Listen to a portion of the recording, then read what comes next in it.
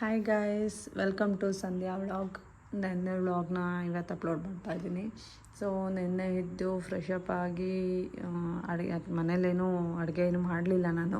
So shop ಹತ್ರ ಹೋದೆ. ಶಾಪ್ಗೆ ಸ್ವಲ್ಪ ಪ್ಲ್ಯಾಂಟ್ಸ್ ಎಲ್ಲ ಬೇಕಾಗಿತ್ತು. ಹೋಗಿ ಪ್ಲ್ಯಾಂಟ್ಸ್ ಎಲ್ಲ ತೊಗೊಂಬಂದೆ. ಒಂದು ಸ್ವಲ್ಪ ಮನೆಗೊಂದೆರಡು ಮತ್ತು ಸಲೂನ್ಗೆ ಸ್ವಲ್ಪ ಪ್ಲ್ಯಾಂಟ್ಸ್ ಎಲ್ಲ ತೊಗೊಂಡು ಊರಿಂದ ಮಣ್ಣು ಎತ್ಕೊಂಬಂದಿದ್ದೆ.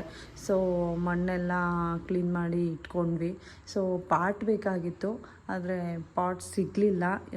ಇವತ್ತು ಹೋಗಿ ತೊಗೊಂಬರ್ಬೇಕು. ಅದಾದಮೇಲೆ ಒಂದು 12 ಆಯಿತು ಶಾಪ್ ಹತ್ರ. ಸೊ ಅದಾದಮೇಲೆ ನೆನ್ನೆ ಮಮತವ್ರ ಮನೇಲಿ ಮಧ್ಯಾಹ್ನಕ್ಕೆ ಊಟ ಇಟ್ಕೊಂಡಿದ್ರು. ಸೊ ಹೋದ್ವಿ, ಎಲ್ಲರೂ ಮಮತವ್ರ ಮನೆ ಹತ್ರ ಹೋಗಿ ಎಲ್ಲರೂ ಸೇರಿಕೊಂಡು ಪ್ರಿಪೇರ್ ಮಾಡಿದ್ವಿ ಅಡುಗೆನ. ನಾನು ಬಿರಿಯಾನಿ, ಶಾವಿಗೆ ಪಾಯಸ ಅಂತೆ, ಮತ್ತು ಏನು ಪೂರಿ, ಫ್ರೈ, ಕಬಾಬ್ ಈ ಥರ, ಮತ್ತು ವೆಜ್ಜವ್ರಿಗೆ ವೆಜ್ ಬಿರಿಯಾನಿ, ಪನ್ನೀರ್ದು ಮತ್ತು ಪನ್ನೀರು ಫ್ರೈ. ಸೊ ಈ ಥರ ಎಲ್ಲ ಪ್ರಿಪೇರ್ ಮಾಡಿದ್ವಿ.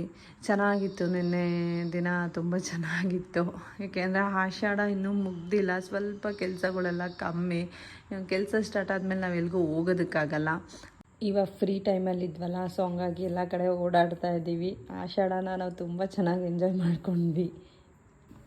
ಊಟ ಎಲ್ಲ ಮುಗಿಸ್ಕೊಂಡು ಫುಲ್ಲೆಲ್ಲ ನಿದ್ದೆ ಮೂಡಲ್ಲಿದ್ವಿ. ಸೊ ಅಲ್ಲಿಂದ ಬಂದ್ವಿ. ಮಳೆ ಬೇರೆ ಬರೋ ಥರ ಇತ್ತು.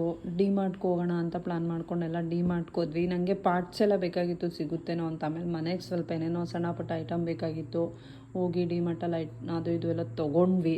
ಅಷ್ಟರಲ್ಲಿ ಫುಲ್ ಮಳೆ ಬರ್ತಾಯಿತ್ತು. ಒಂದೊಂದು ಐಸ್ ಕ್ರೀಮ್ ತೊಗೊಂಡು ತಿಂದ್ಕೊಂಡು ಒಂದು ½ ಅಲ್ಲೇ ಇದ್ವಿ.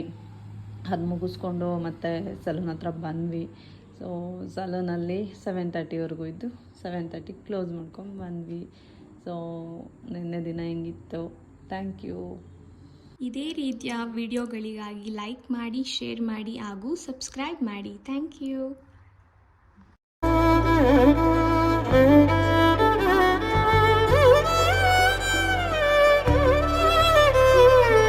ಏನು ಹೇಳಲಿ ನಾನು ಹೊಸತರ, ಏನೇ ಇದ್ದರೂ ನಿನ್ನ ನಂತರ ನಾ